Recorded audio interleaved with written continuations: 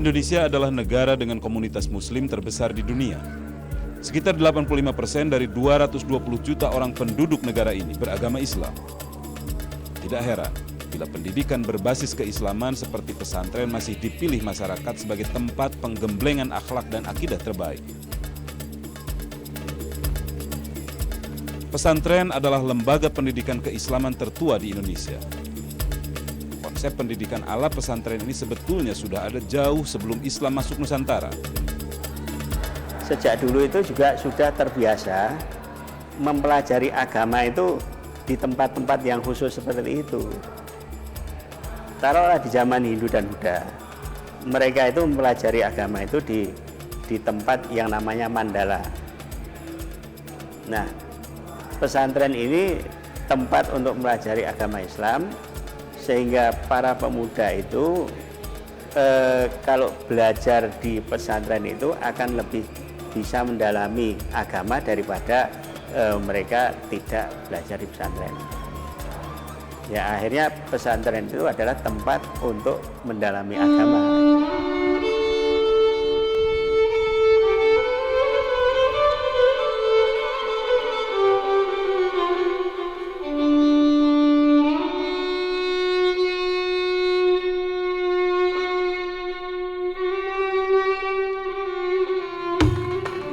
Di tanah Jawa, keberadaan Ampel Denta di Surabaya dianggap sebagai pesantren pertama di Indonesia.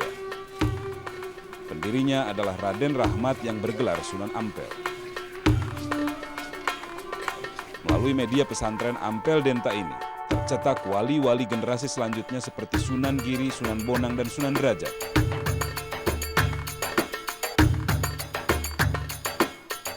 Pesantren berdikari sebagai sebuah lembaga pendidikan formal di penghujung abad ke-20. Kini jumlah pesantren di seluruh Indonesia mencapai hampir 20.000 dengan konsentrasi lokasi di Jawa Timur. Adalah Jombang, kota kecil di Provinsi Jawa Timur yang dijuluki kota pesantren. Disebut demikian karena terdapat 187 pesantren di wilayah kabupaten yang luasnya tidak sampai 1.200 km persegi ini. Ada 4 pesantren yang tertua dan terbesar di Jombang. 3 yang pertama adalah Bahrul Ulum Tambak Beras, Denanyar, serta Darul Ulum Peterongan. Sementara yang satu lagi adalah Tebu Ireng.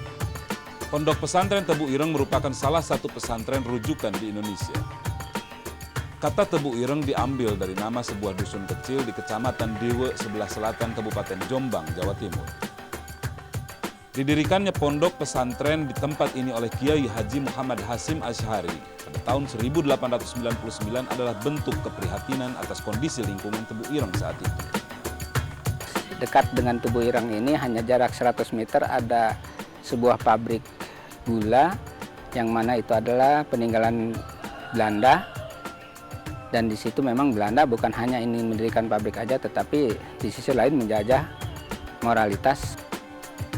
Selain sebagai pesantren tradisional, Tebu Ireng juga ikut berjuang melawan kolonialisme.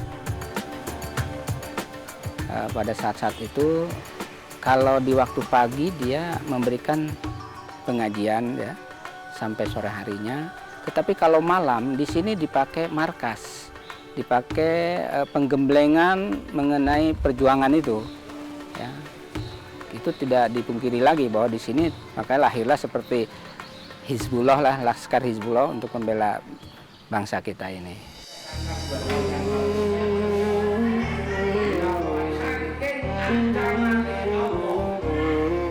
Pesantren Tebu Ireng terus memperbarui sistem pendidikannya.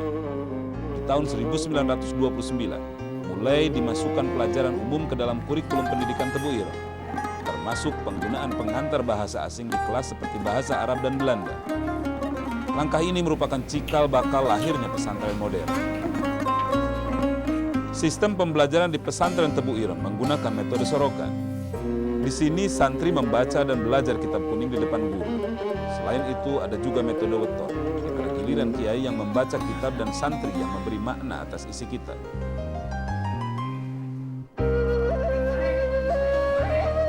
Fatur Rahman salah satu dari 1.500 orang santri yang tengah mondok di Tebu Ireng. Selama 3 tahun nyantri di Tebu Ireng, hidup mandiri dan prihatin demi bisa menjadi seorang salaf yang handal. mulai pagi ngaji Al-Quran, terus sekolah dari jam 7 sampai jam 4. Habis jam 4 sampai asar itu mutolaah gitu. Belajar yang tadi pagi, dipelajarin lagi. Terus persiapan juga buat nanti malam baca kitab sendiri di hadapan guru.